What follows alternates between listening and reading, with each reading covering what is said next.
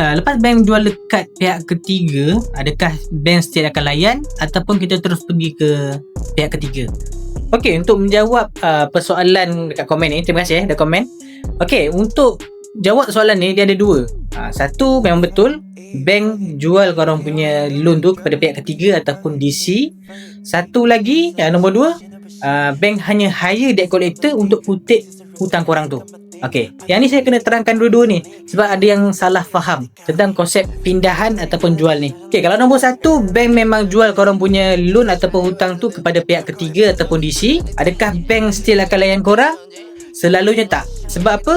Sebab apa? Bank dah serahkan korang punya portfolio hutang tu kepada pihak ketiga ataupun DC. So bank memang dah tak uruskan dah korang punya hutang tu. Dari segi pengutipan dan hak milik hutang tu adalah milik pihak ketiga.